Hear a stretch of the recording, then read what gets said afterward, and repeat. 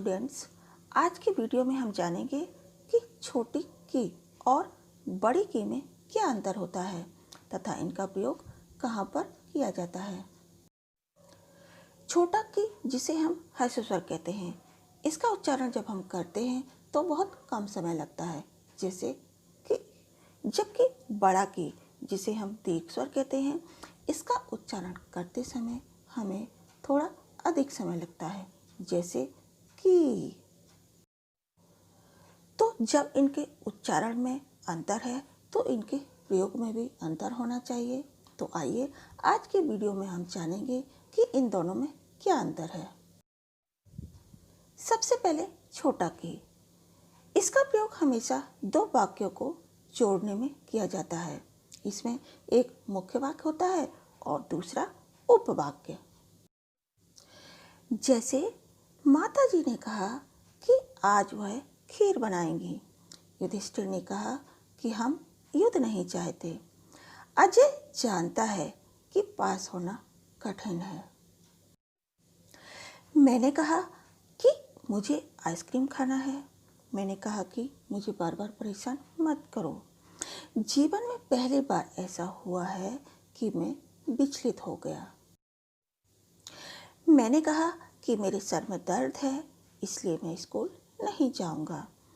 मैंने खुद से वादा किया कि मैं सफल होकर दिखाऊंगी। मैं वादा करता हूँ कि मैं हमेशा तुम्हारी उम्मीदों पर खरा उतरूंगा। मम्मी ने कहा कि रात बहुत हो गई, अब सो जाओ। उसने कहा कि मैं तुम्हें हमेशा याद रखूंगा। इसके अलावा जब कोई प्रसिद्ध व्यक्ति या व्यक्तित्व अपनी बात कहता है या कोई कवि कल्पना स्वरूप कोई बात कहता है तो छोटा की का प्रयोग किया जाता है। जैसे कबीरदास जी कहते हैं कि जिस समय मेरे अंदर मैं अर्थात अहंकार भरा हुआ था, उस समय मुझे ईश्वर नहीं मिल पा रहे थे।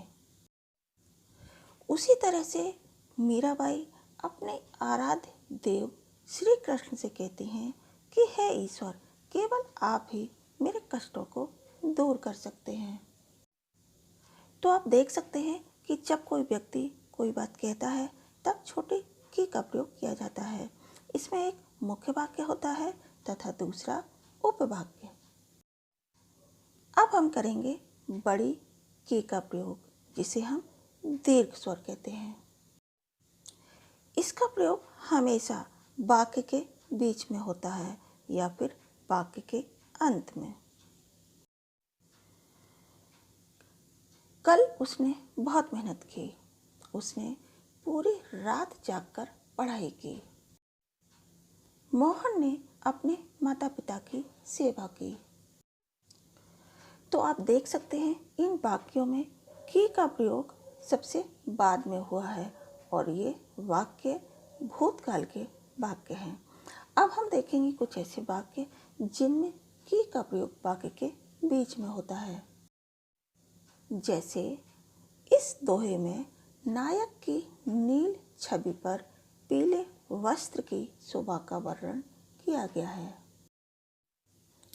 मुझे आलू की कड़ी के साथ मक्के की रोटी खाना पसंद है।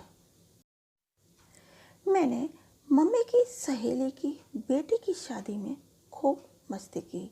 अब आप देख सकते हैं कि इसमें बड़ी की का प्रयोग 4 बार किया गया है।